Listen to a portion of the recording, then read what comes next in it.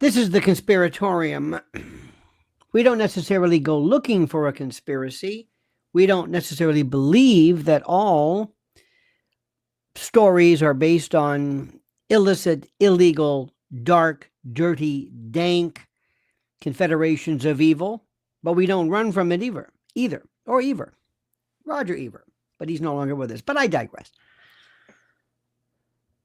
If you give us something, we'll listen to you. And we will start off with a couple of premises. The first premise, the first understanding is that if the government is telling you something, it is invariably false. It is a lie. The government has never told us anything true ever. You got to understand this. The government is not the government. The government is not Washington, D.C. It's not the Congress. The government is a Potemkin village. It is a movie set. Behind the government is the shadow government, the deep state, the ruling class, the police state, the intel state, the people who pull the levers, the people who order the dance troupe called DC to act. This has been going on for a long time. We start off with the premise, I say again, that if the government is saying something to us, they are lying. Why do we say this? Because they always lie. They don't tell us the truth. Now, sometimes, after a period of time, the government expects you to lose all of your ability to smell a rat. They want you to lose all of your abilities to say, wait a minute, this doesn't make any sense. They expect you to hear stories and just nod your head in unison. For the longest time, the government has been acting in concert with the mainstream legacy heritage media. And these people are the most important, but these people were the ones who provided you the official story, the official narrative. We saw that from everything from Vietnam to JFK. It just goes on and on. And for the longest time, people nodded. And they had quite the run. I mean, they really did. A couple of things really changed it. 1996 or thereabouts, really about maybe before 2000. This is when the internet came into full bloom, when streaming came along. Prior to that, by the way, was public access TV. Public access TV, which gave us such notables as Alex Jones and others, were the first time people broke through. People said, wait a minute. They broke through, but everything was in lockstep. If you want to go on talk radio, you had to go to WABC or WOR, and you had to petition to get a radio agent. They had these things called radio agents. Can you get me a gig with? Oh, yes. And they were like, oh, they were so powerful because there were only a couple of spots available. Not anymore. Now it is prolific. Things have changed. So the internet came along and others, and then the websites and folks, and Alex Jones, still to this day, I will say this as long as I live, we owe him for so much. He is the paterfamilias of what we do. He really is. You can look the other way, you can agree, disagree, but he broke the mold and set us off. Everybody today owes it to Alex Jones. We are to Alex Jones what American rock is to Muddy Waters. The antecedent, the historical, maybe the starting point. Okay. Next, what happened? Biggest change ever. Bigger than Ronald Reagan, bigger than Newt Gingrich and the countdown or contract with America. Donald Trump. Donald Trump changed everything. He made us think differently. He made us wonder differently. He made us react. He made patriotism cool. But now he's done something which is more important. He has come back for round two. And this round two is going to be so different. And there are two stories that I want to talk about today. New Orleans and Las Vegas, and why the factual bases and the fact patterns and the official narrative stink to high heaven. But first, this critical word. Listen to this. New reports reveal that the average person has $8,674 in credit card debt. Plus, the total average consumer debt is a shocking $104,215 between mortgages, auto loans, student loans, credit cards, and unsecured loans. Unfortunately, without outside assistance, many will continue digging themselves deeper and deeper into the hole of debt. Now, I've advised and counseled friends and clients for years who want to take back control of individual debt about this secret weapon that has helped so many consolidate everything owed into one affordable monthly payment. They even help negotiate a settlement agreement that will allow you to pay less than the total balance. Listen, they settled over $275 million in debt, and they've helped people become debt-free in an average of 28 months. I've had such an incredible experience referring clients and friends that I wanted to partner with them here and introduce their services to you, my loyal Lionel Nation family. If you want a helping hand to get out of debt, I absolutely, positively, and strenuously recommend booking a free consultation now by going to nodebtwithlionel.com. Look at the address. Once again, that's nodebtwithlionel.com. Use the link I've provided under the title. Listen to me. You can take control and learn how to get out of debt now. Now, I want to do a couple of things with you. One of the aspects you must understand is that we have to keep many, many plates going simultaneously. This is difficult for some. We do it every single day without any problems. There is something which is going to be known as the Waterloo, the little bighorn of DEI, and that is this final troika, this group, this triad, this group of people. Alethea, sounds like a lisp. Doesn't sound like they're saying her name is Alicia. LaToya Cantrell, Alethea Duncan, and Ann Kirkpatrick. This triad, this trio, this, I don't know what you want to call this, but these lunatics who are going to put finally the nail in the coffin of DEI. Now, you're going to ask something. One of the things that all of us have realized, sometimes things just, we say, that's enough. Case in point, years ago, for the longest time, Bill Cosby was known by everyone to have involved himself in spiking drinks, paralyzing women, and doing terrible things when women were knocked out. And everybody knew this. Everybody knew this for years.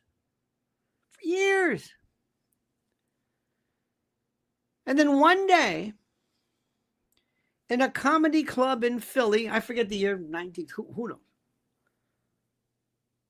In fact, this is driving me crazy. I have to know this one year. His name was Hannibal Buress.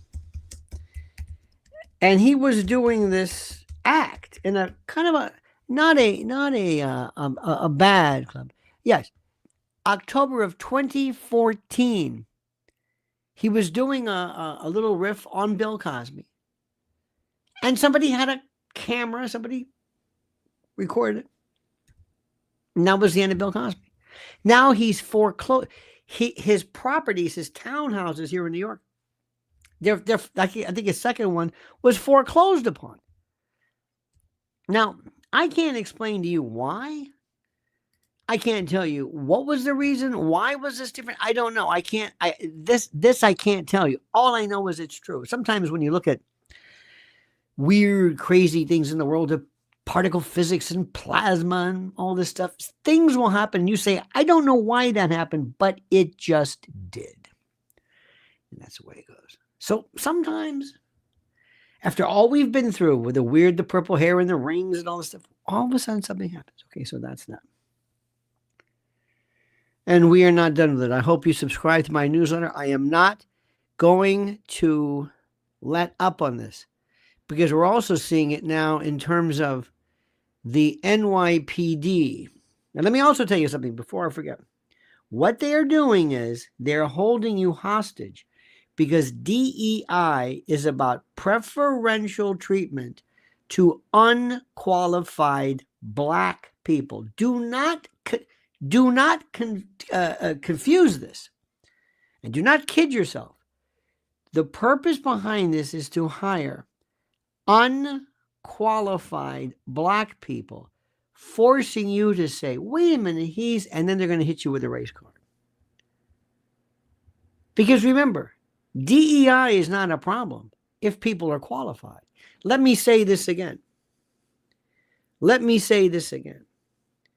When Ben Carson, during his reign as one of the top, if not the top, pediatric neurological surgeons, brain surgeons, neurosurgeons, pediatric, he did hemispherectomies. He did stuff that was Ben Carson may talk like this. It reminds me kind of a Red Skelton. May God bless. He's not a whiz bang, but he was just, people waited for years to see him. If Ben Carson, a Black man, were to have been announced as being a part of a DEI program, we would applaud it. We'd say, I don't care how this man got here. He's the best. Great. Ben Carson didn't need DEI. DEI is about incompetent Black people, incompetent trans people, incompetent people who were put there deliberately because they're incompetent or weird or crazy or foolish or ill-equipped, so that you will say something. It's a two-step thing. Put in the incompetent person, which follows the complaint, which follows, actually three-part. It's almost like a Hegelian dialectic sort of in response. Okay. But let's talk about something else which is interesting. We have two events. NOLA, which was sort of, and I know, ISIS is a creation. ISIS, I read one of the most important and critical stories about ISIS on Global Research. Have you read this? Fantastic. 16 facts about ISIS. ISIS, Al-Qaeda, Hamas, created. It's difficult for people to understand this. Created. I have a friend of mine, staunch Jewish, dear friend, absolute staunch Israel supporter in terms of the government. I'm not going to, but fine. I don't jump on people who disagree. I've known people who were Kamala supporters. I don't jump on this. But when I told her, I said, you do know that Hamas was created even during the Sharon administration. What? I said, you don't know this? How do you put Israeli flags on all of your social media posts, and you don't even know anything about your country that you have pledged fealty to? How do you do this? How do you do this? I don't know. Open your eyes. Okay, so let's do this. When you're a prosecutor, the first part is the police bring the case to you. You don't bring the case to the police. You might do a grand jury investigation and then find out something, but the police bring the case to you. Normally a citizen or somebody calls the police, even federal, somebody somewhere, the FBI brings it to the U.S. Attorney's Office. The police bring it to the prosecutor. That's the way it works. But the police are at the probable cause stage. There's a wonderful piece I posted on my X account, which I want to remind you of that. Also, February the 22nd in New York City. You better be there this time. That's all I'm going to say.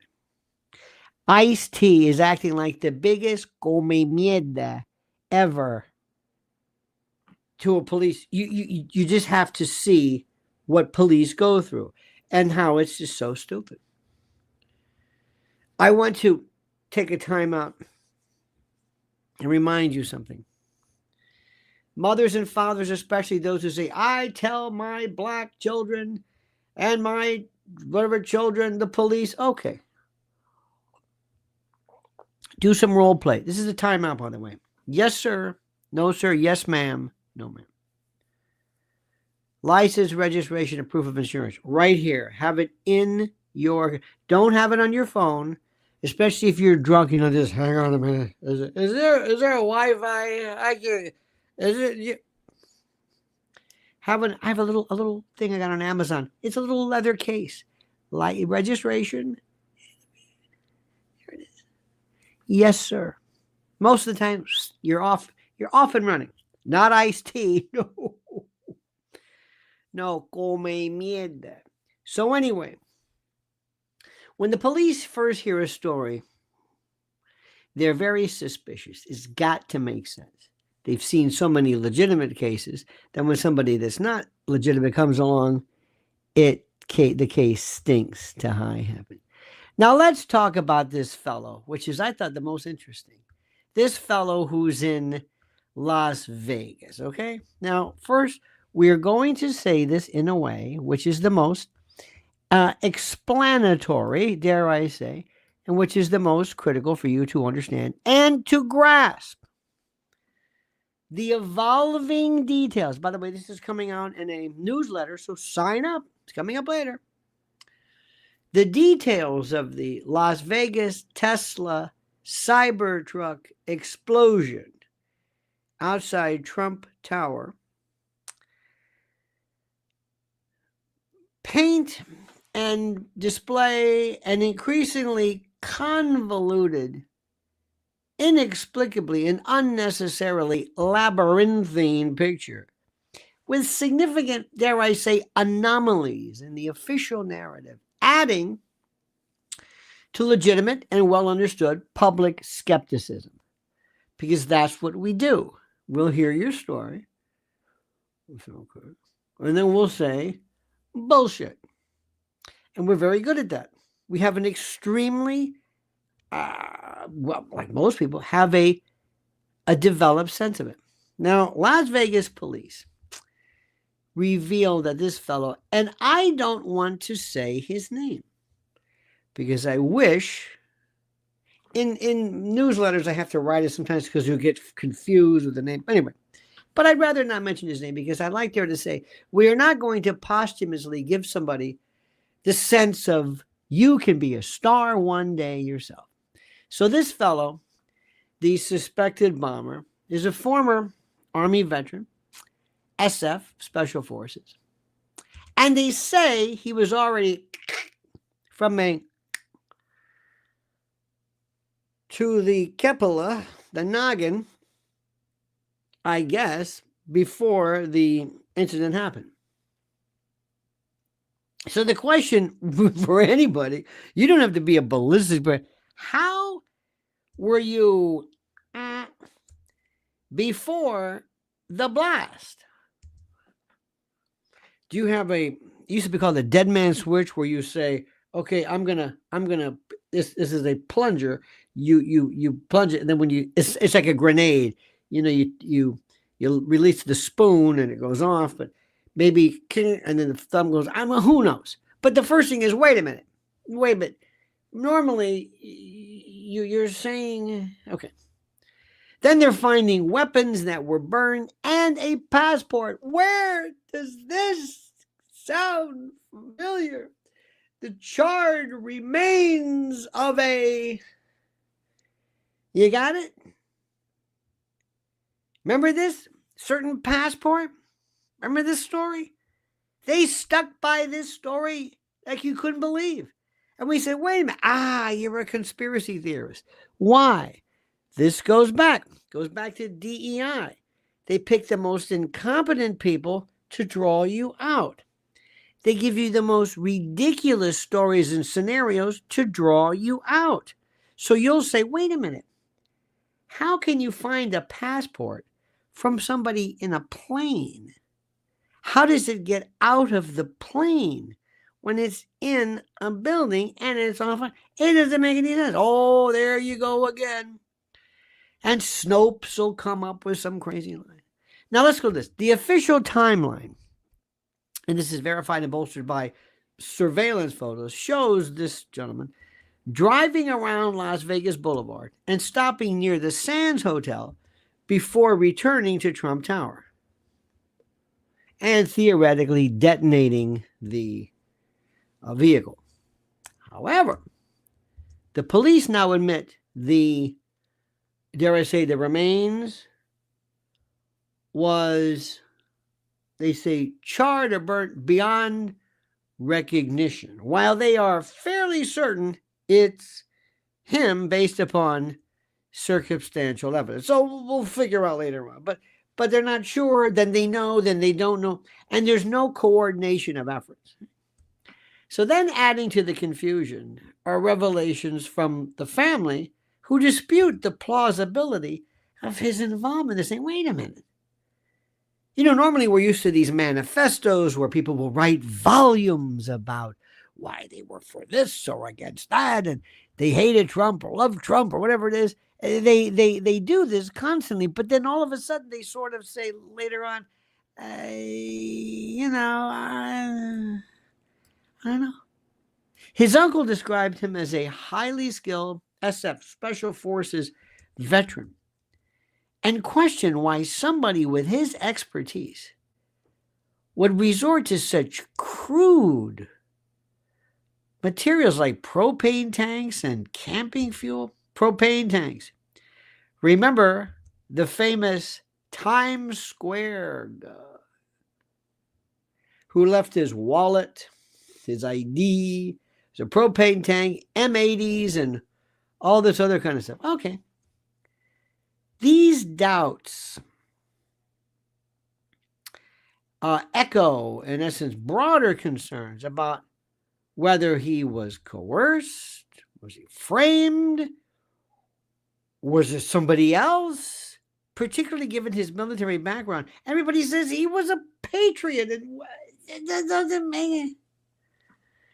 Remember, even the Lee Harvey Oswald story made sense because they had him going around telling everybody he was fair play for hands off Cuba, fair play for Cuba. He was, the narrative was that he was a commie, right? So it was consistent. Today, I swear to God, my friends, they give you stories that don't make sense deliberately. And they draw you out. They tell you things. They tell you about structural impossibilities in other stories. And they expect you to just nod your head. Now, the further complicating the story are reports linking him to another attack, the famous story, of course, in New Orleans on the same day. Both attackers, military veterans. Both served at Fort Bragg.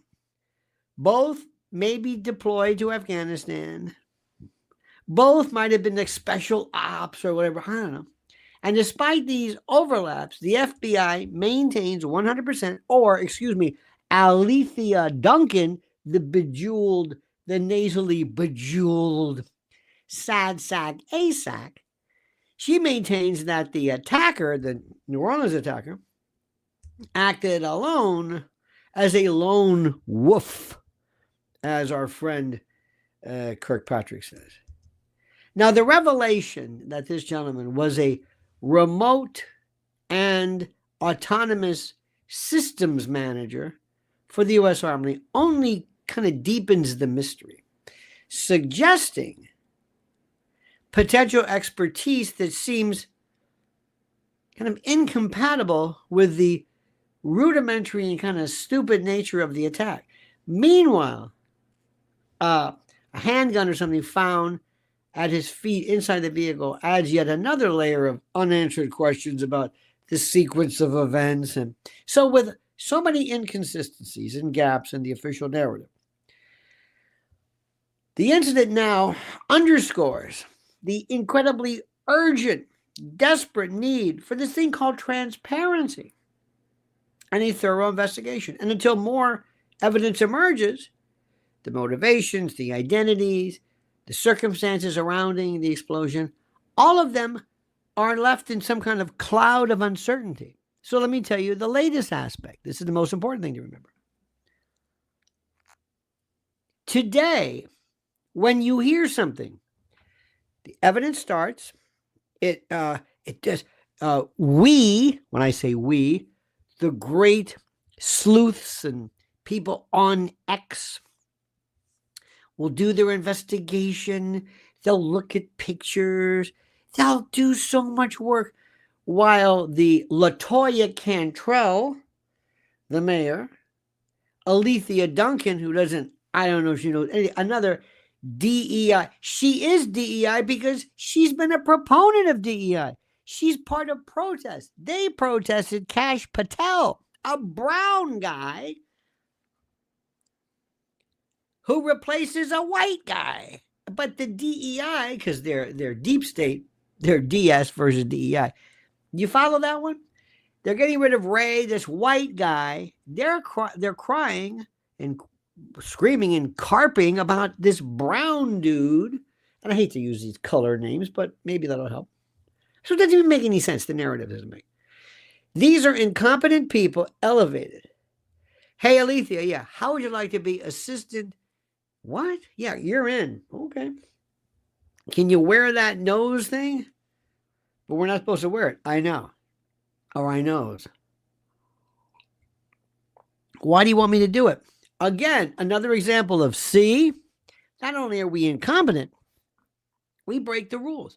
And by the way, there's another story. You've got to see the NYPD. Oh, dear God. This looks like, you see, you can't say it. If NYPD were a bunch of, if all of them were a bunch of downtown, straightened out Goomba kind of, hey, how you doing? That kind of thing. You'd say, well, we got a bunch of Goombas and, whatever. And that would be okay because it would be obvious.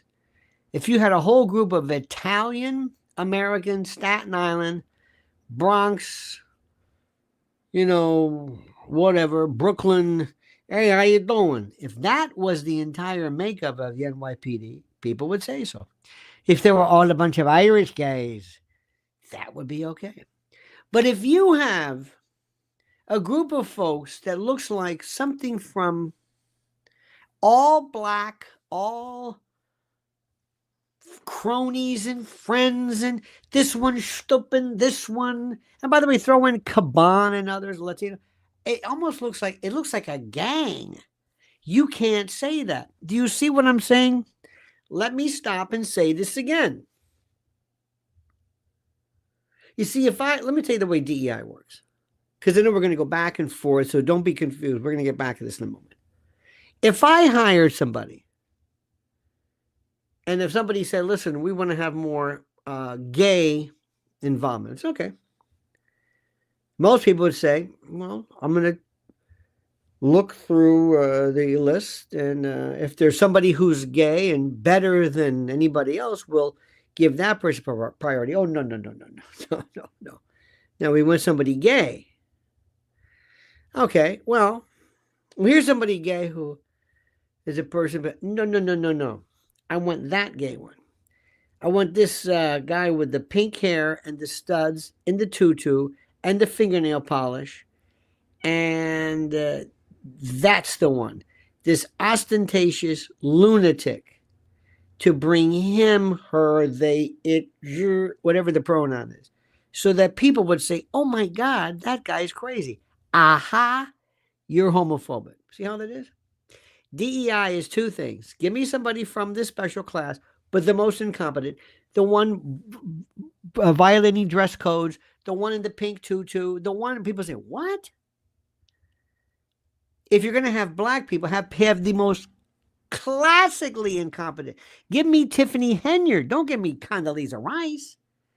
Give me the worst, so that you'll say, this is and fill them up. With Tiffany Henyard, Fannie Willis, all these people that, that kind of, you see how this works? It's brilliant. It's brilliant. Now, let's look at this fellow. Paul Rodriguez says, if NOLA was the last straw, what's next?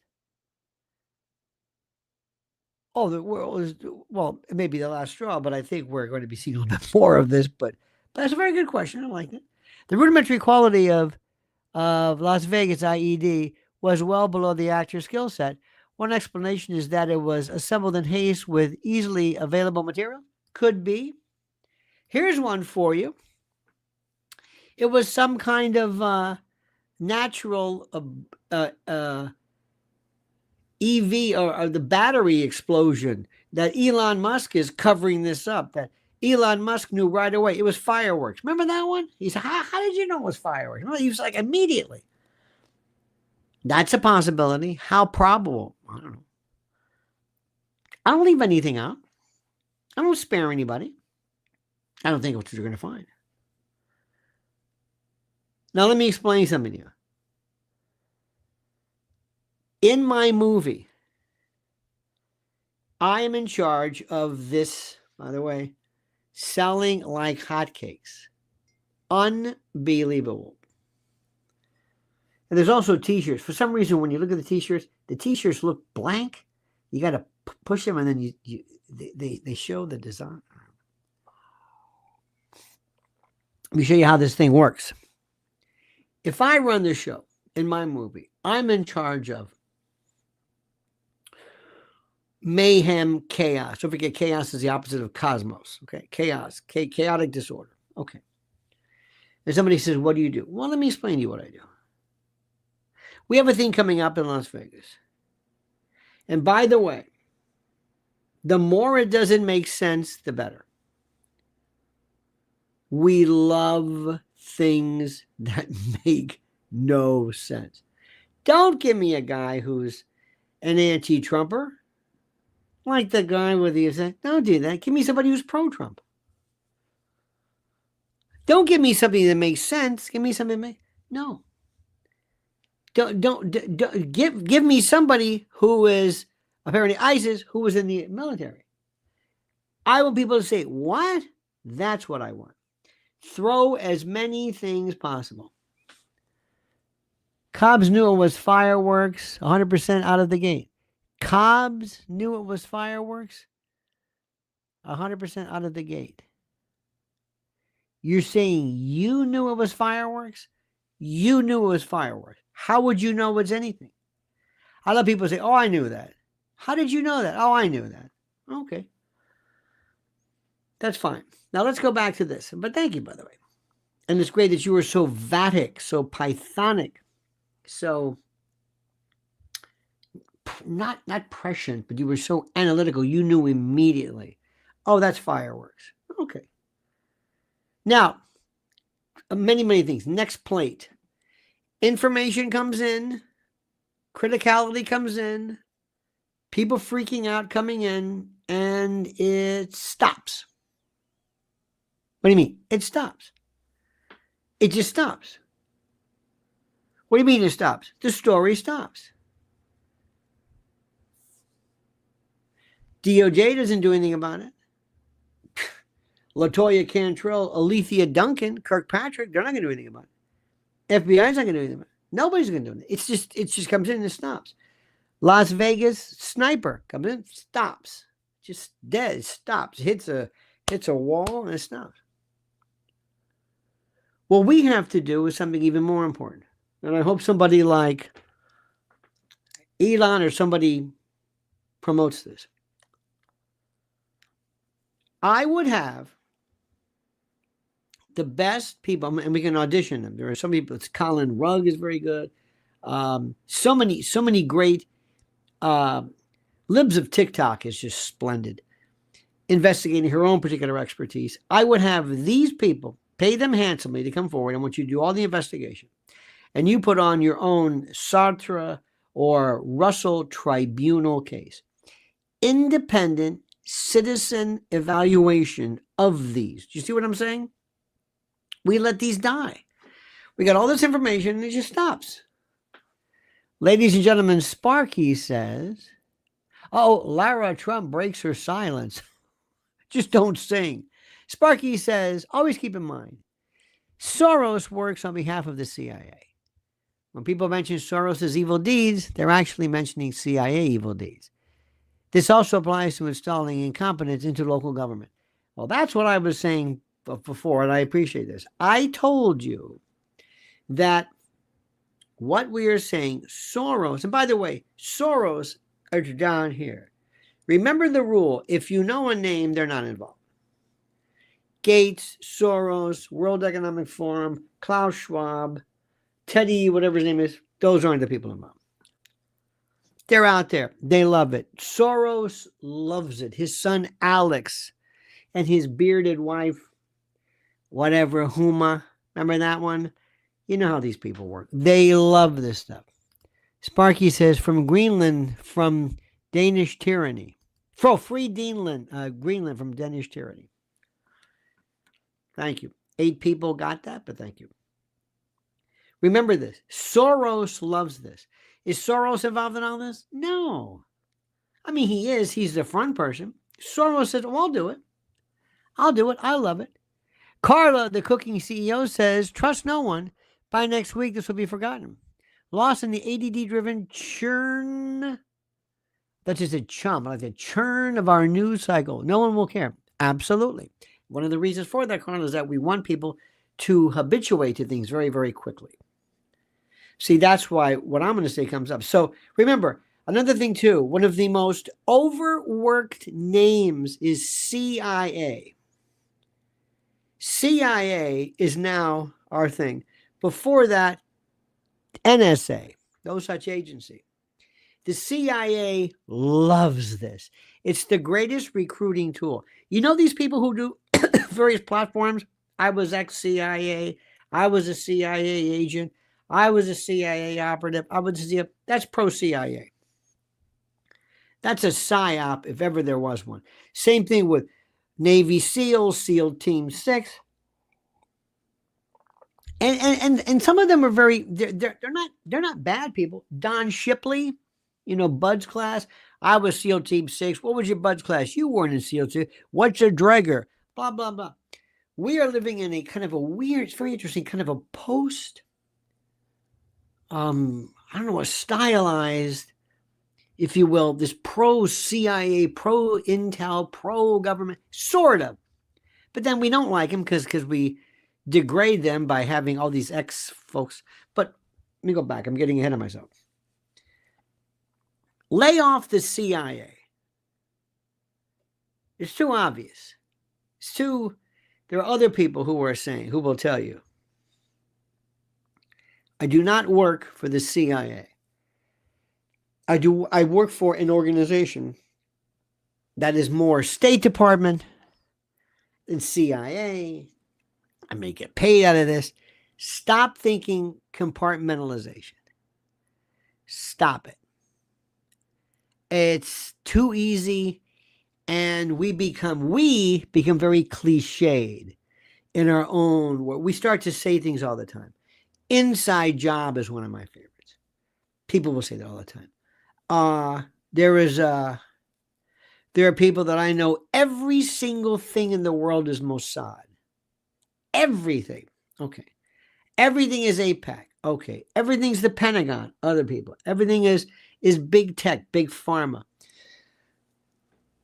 Find the group you want. During COVID, that's the big four. That was the Fauci, Gates, nanotechnology, depopulation. That was over there. It was that group. What are you? Hi, I'm with it's like having connection. Okay, you're with the CIA. You're over there. Go over there. Who about you? I'm more domestic. Oh, FBI, FB1, you're over there. What about you? I'm more of a generic. Deep state, police state, you're over there. Everybody's got their thing. If you focus too much on the source of this, and if you give George Soros too much credit, you're making his day. It's irrelevant. It's not George Soros. It's the person who is promoting George Soros to do this. George Soros did not wake up one day and say, I've got an idea. Hey, folks, hear me out. I'm going to independently fund the campaigns of prosecutors in the biggest cities as my independent lone wolf, as Kirkpatrick would say, effort to destroy the very undergirding and the lattice work of American organized crime. Sparky says George Soros has helped the CIA since he created NGOs in Eastern Europe during the Cold War to foment discord. It's mutually beneficial, as Soros traded currency accordingly. But of course, it's not just Soros, and it's not just the CIA. Think more State Department. Again, you are locking in, and you're probably not wrong, but you're locking in. It's like when people say racism. It's like, that's not the reason. What do you think is the reason for serial killing? Oh, because of the loss of family, Satan, evil.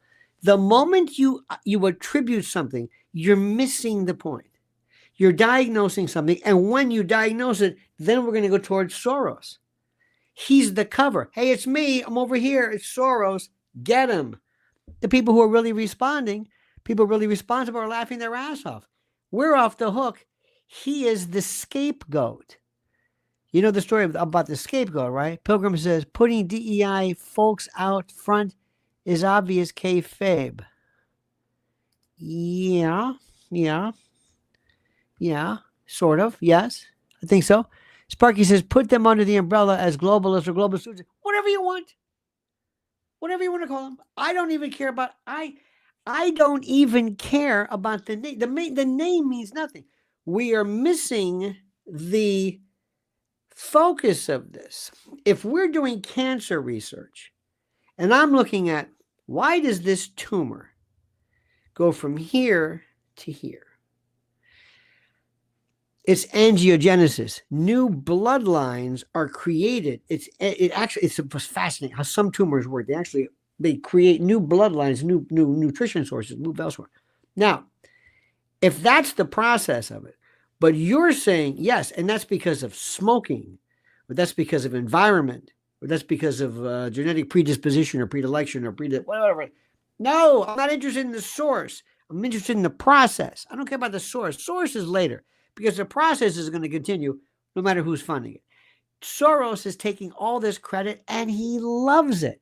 He absolutely loves it.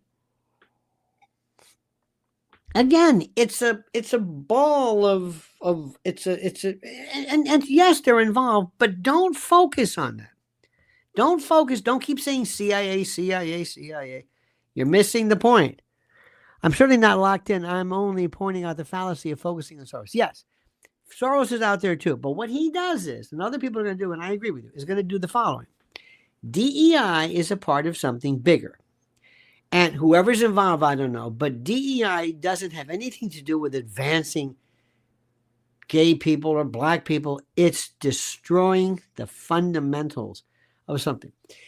If I want to go after the NFL, I would start saying that it is unfair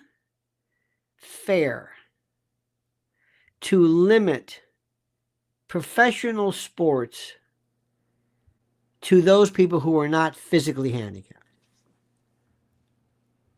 Soros is tongue-in-cheek about it. Oh, he loves it. Remember when they got him? Listen, whenever they've accused him of being a Nazi collaborator, he laughs at it. But I think we're on the same page with that. So moving on, the thing to remember is that's not it. During the course of that famous day 23 years ago, people were so interested in why, who is it, who are these people, and I'm thinking, wait a minute, don't do this, don't waste your time with this. You're missing the point. You're. Whenever I give you the cause, I then give you the opportunity to veer off and argue whether that's the case. I've seen this a million times. There's crime in the world. There are kids today. Mrs. L was doing some talking to a mother who's the amount of kids involving, I just gotta be careful, self-harm is just, oh God. And people are saying, what is the cause? Good luck with that one. That will throw you off of addressing how to prevent it if we're worrying about the cause. It's just like when you name something. So anyway, in any event, let me go back to this. So we have these people who are coming forth and they say, okay, here. We've got a problem with the, again, another passport that didn't burn. Okay, fine. Weapons, okay. Family member saying doesn't make any sense. He will be tossed into the ash heap of possibility. Now, what we do is this. We have, in my division of this group that I'm in, that I've just appointed myself to. Remember, I don't have a name. I'm not in the White House, but I'm like dirty tricks, but I anticipate what people are doing. It's like Minority Report is anticipatory, but to an extent. And I asked myself, what would you do? And I've got some pretty sick people here. The thing that I would do next, Super Bowl. Super Bowl has been, remember the Super Bowl with remember the blimp? The famous, was it O.J. Simpson? Was it Super Bowl was the blimp? It was that great movie? It wasn't a great movie, but it was a Super Bowl terror movie. It was the blimp. It was Black Sunday, 1977. Robert Shaw, Marta Keller, Fritz Weaver. Remember that? It was wonderful. 1977. Now, that's another one too. The best, the ones that I'm telling you about. I told you this before. I'm telling you again. I would look at, first, any kind of disruption that drives people crazy, grid and otherwise, but I would make sure that you would look at, in January, a couple of things are going to be happening. Number one is going to be this dock strike thing, which is going to pick up again. They're not done with this. They're not even remotely done with this. R.C. Lamoureux says they all work for the Clinton Mafia. No. Bill Clinton is the head of the globalist thing. No, he's not. Hillary Clinton is the planner and producer of the criminal. No. The Clinton Mafia runs the entire world UN. No. No. No. No, no, no, no, no, no, no, no, no, no. No. No. Thank you, but no. That's just fun to say. Maybe it makes you feel good. No. No. I want to read something. Yesterday, in my, again, too simplistic, no. Bill Clinton, Hillary Clinton, no. Barack Obama. Let me do a little time out here. Give you an example. This was a piece that was in my live, my private, whatever, subscription, whatever it was, where you can say whatever you want. This is important. This is something I had from a while back. I wrote this a while back. The presidency of Barack Obama remains one of the most polarizing periods in modern American history. Now listen carefully. Critics argue that his rise to power represented a seismic shift in political norms, fueled by an alliance of intelligence agencies, media manipulation, and a well-orchestrated campaign designed to bypass traditional democratic processes. His ascent to the presidency was marked by accusations of reliance on fabricated polling data, mass mobilization of youthful and impressionable supporters, and backing from wealthy elites who wielded significant influence over the political and economic landscape. Obama's political origins. Let me just give you, just as this was yesterday. It's funny you bring up Clinton because this is all past tense too. Doesn't apply now. But his political origins were tied to influential institutions like the Ford Foundation, with detractors alleging that he benefited from an elite network that shielded him from the scrutiny of truly contested elections. Central to his rise was his association with Zbigniew Brzezinski, former NSA head during the Carter administration, and co-founder of the Trilateral Commission. Don't forget those folks. Brzezinski, Meagher's dad, is known for his hawkish stance on Russia and these weird aspirations for a restructured global order. And he was alleged to have played a pivotal role in shaping Obama's worldview. See, it's one thing that Trump has a worldview, Nixon had one, Jimmy Carter did, Biden never did. Critics speculate that Brzezinski identified and mentored Obama during his time at Columbia, preparing him for a role in advancing a vision of geopolitical dominance fraught with risk.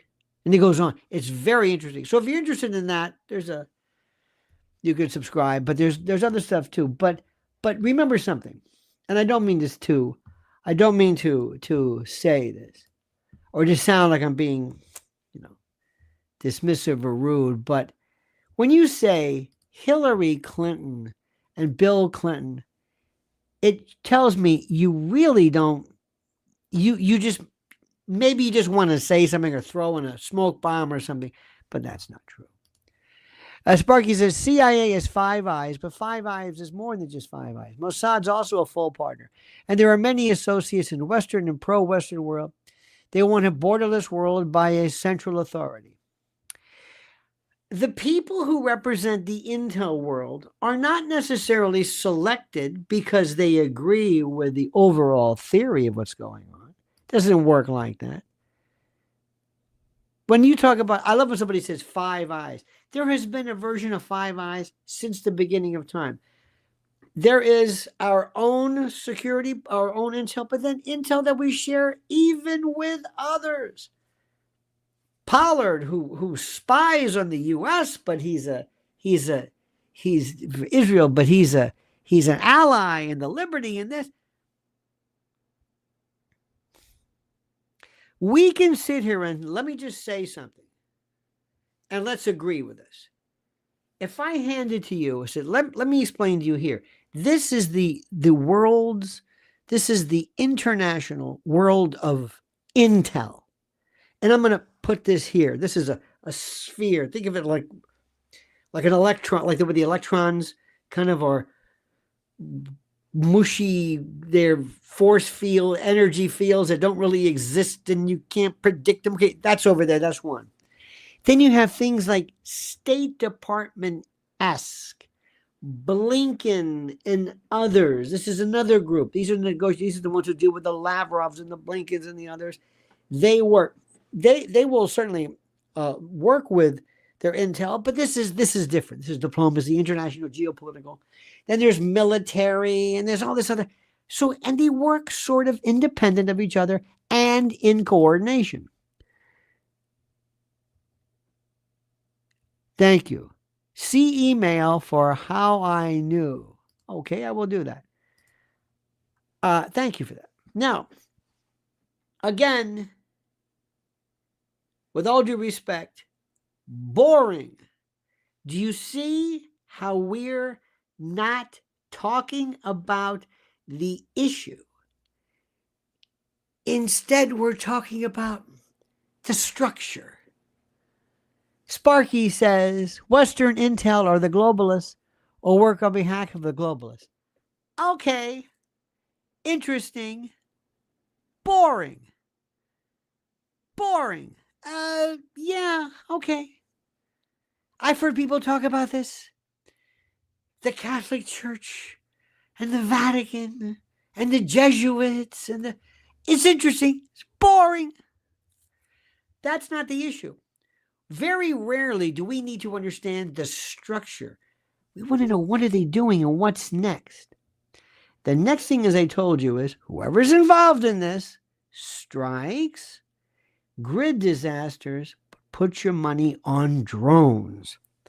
Drones is what I would do. Now, is this 5 Eyes? Is it Mossad? Is it CIA? FB1? I don't know.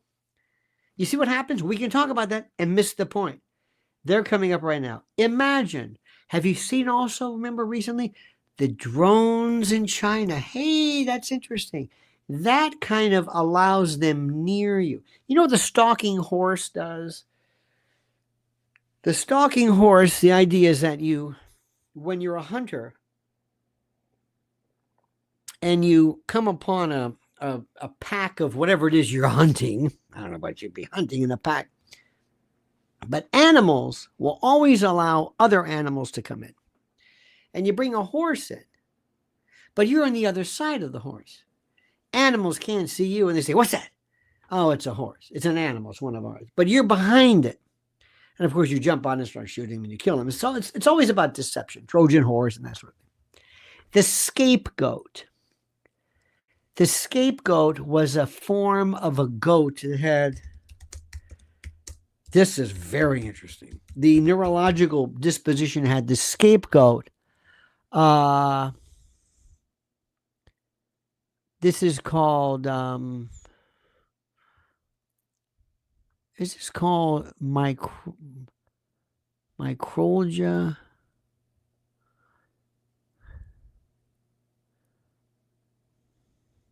It works like this. There was and I got to do more. I just thought of this now, or remembered it now, I should say. There is a brand. There's a type of sheep or goat or something that when it is frightened, it becomes paralyzed. It just doesn't move.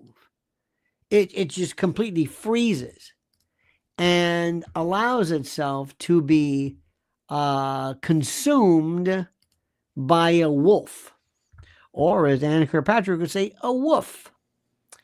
And the idea is that you have these when you're out traveling. You take one of these, and they're not good. You have your good goats and your good, livestock. But these things will go out, and if there's a wolf or a woof, it freezes. And the wolf or the carnivore or the predator will go after that, allowing the other ones to run. It allows the others to escape by virtue of this paralysis. It just stands there and it's consumed. So everything is deception. Everything is deception. Everything that is done in the world of intel, globalism, politics, military is deception. Sparky says, it may be boring, but nevertheless, if unchecked, it will lead to our destruction. Is it better to be entertained all the way to the apocalypse instead of preventing it? No, but you are not going to be able to prevent it by us talking about this. We have something that's going on right now, which I want to discuss, and this is important, but I don't want to talk about Five Eyes. That's good in a Five Eyes discussion. We have a tendency to overcomplicate things. We're looking at something that's very, very simple. Two events that just occurred. Let's look at this. Not Five Eyes,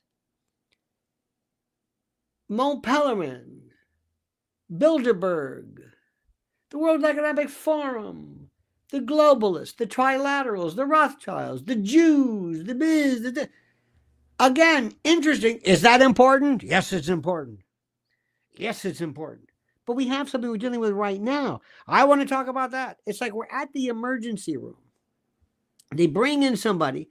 He is in the middle of a heart attack, a massive MI. We've got to keep the patient alive. And you want to talk about diet, lethargy, the role of, it's like, is that important? Yes, it's important. Should we address this? Yes, but triage would say, not now.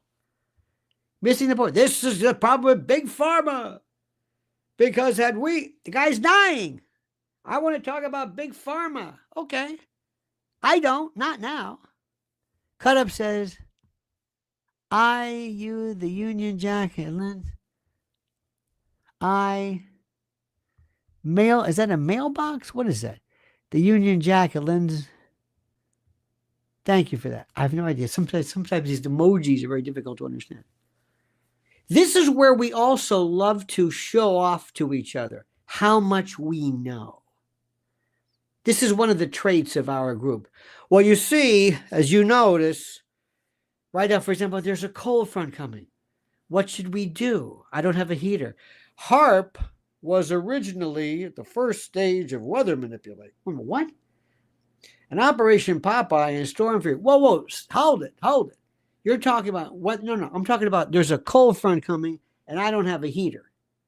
You see, you can't dismiss the importance of weather manipulation. No, you're right about that. I can't. But right now, the immediate problem is this. And what's going to happen is, you see, it's okay. We have known all about Five Eyes, CIA, and nothing is going to stop it. If I said, okay, if I was Five Eyes, sounds like Five Guys, like the hamburger place. Okay, go ahead. What do you want to talk about? Floor is all yours. Everybody be quiet. Sparky, have a seat. Stop talking about this. Go ahead, Sparky. Talk about whatever it is. We'll listen. And after a while, people will sit there and they look around and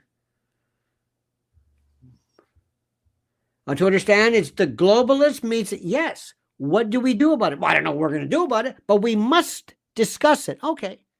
Well, how would you like to do it? Do you think it's important? It's absolutely important. Absolutely. Is it gonna do anything now? No. But if you want to talk about it, we all tend to do that.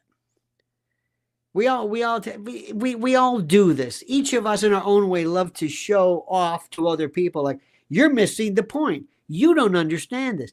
This isn't about Jordan. This is about Transvaal. This is about South Africa. This is BRICS. This isn't about that. This is about the Alawites. What? We're always trying to tell you, you don't understand it.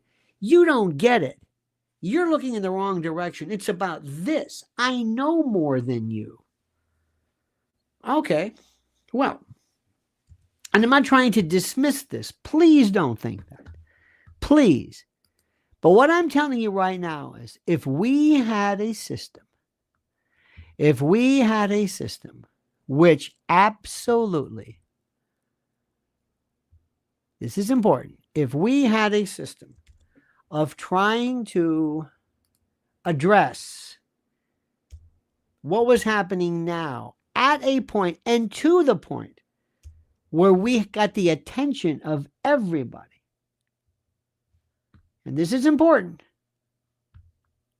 if we really did it, if we had, let's say, Elon Musk put something, maybe we'll have a Five Eyes or a New World Order symposium. But if we had this and we said from now, we are officially turning our back, we're going to have, ready for this, our own citizen grand jury, a Russell tribunal, a Sartre tribunal, as we did post-Vietnam, where we got together and said, oh, no, this isn't going away. As somebody said before, we're not going to let this go away. We're going to keep talking about this.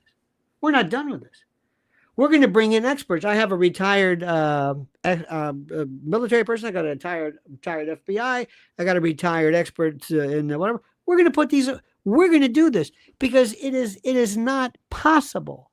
It is not possible for people in the government to focus on this long enough, or we're allowing the kind of like the hit parade or the discussion worthiness to be dictated by others. Sparky says, you limited the blame of the trend of local government incompetence to Soros. No, I didn't. Isn't it better to say CIA, or are you still shilling for them? Oh, are we doing this again? This is also another technique called make it personal. Make it personal. Say, no, shilling for, no. The book I said explains exactly how and who. If the book is true, you're right, the book explains. See, we always have to ask, this is the thing too, when you don't know what to say, always insult the person you're talking to. You're a shill for Israel. Oh, I know what you would. You're a Zionist. You're a capitalist. You're a globalist. Oh, you're shilling. Shill is a big word. You're shilling for Elon Musk. Oh, you're a gatekeeper for NASA. What? You're part of the problem. You're diverting the attention. You're distracting it. Always make it personal. When your argument's not going well, blame the person you're talking to. If they say, no, I don't think so. Oh, I know what you are. Somebody said, oh, it's Hillary Clinton. No, it's not. There you go. Shilling for Hillary Clinton. Always making it ad hominem. It works like a charm. Always yell. Always make it personal. And never, ever, ever, ever suggest that a problem is far more complicated than you can even understand. And never forget that we are just civilians. We've never been into any high level anything. We don't have security clearances. We're not in the Langley or NSA. We don't do this. We're civilians. This is our hobby. We sit back and we're pretty good at this, but we don't know what we're talking about. So whenever somebody brings that up, insult them. Russ, I think it's important to remember we have 2 ears and 1 mouth. Russ. Okay, thank you. That's very good. Always remember, always, always, always keep the energy in this going. There is one guy, I'm not going to mention his name, but there's one guy, every now and then I see him, he loses it over Israel. I mean, loses it. If you don't sit there in lockstep and you say, well, I think it's a little bit more complicated. Oh,